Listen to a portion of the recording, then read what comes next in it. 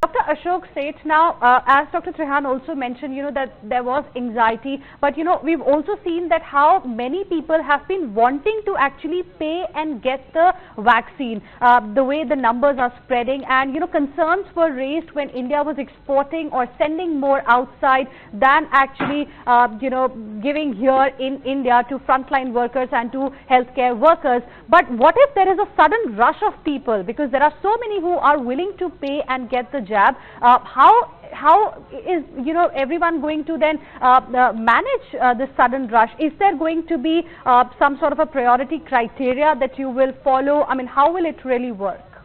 So let me first address one of the important issues that we must keep saying, and that is that the public and the private partnership, COVID gave us an opportune moment to get this together over the last 1 year.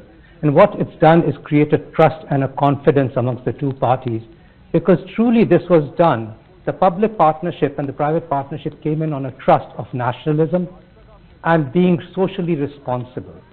And we've seen many examples of that, not just the testing part of it, but even the inpatients, the bed augmentation, the ICU augmentation, be it even, say, ventilator augmentation. So we did a great job. And this trust is and the present partnership of vaccination augmentation is truly a continuum of the same process. But another important point that I must visit. We look at the positives of it first, and then we could discuss the negatives also and the concerns. But the biggest concern is that COVID is showing its head again. We thought we had won one battle, but truly the war is ahead. We see the numbers rising. We worried about the second wave. We worried also and concerned about the mutations and the variants of COVID strains which would be coming in. And perhaps if that comes in with more viciousness, we would again be perhaps in a situation of our bed strength and our ICU strength having to be again ramped up. We don't want to be in that situation, and the only weapon we have at the moment is vaccination. You already knew that we have a 5 crore stockpile of at the Serum Institute of India of the Covishield. Bharat Biotech is ready with another stockpile the moment the third phase study comes into being.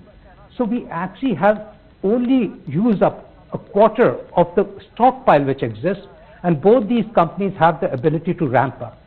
Right around the corner is approvals for a third vaccine in India, of course the Sputnik, with again Dr. Reddy lab ready to ramp up its production, and then we'll have another 2 vaccines around the corner in 3 or 4 months. Right. So I don't think we will have a poor availability of vaccine, because India is the vaccination hub in the world. It manufactures the largest amount of vaccine. In fact, the reason export is going is because we're not using enough of those at the moment. And that's the saddest point, I think, to understand.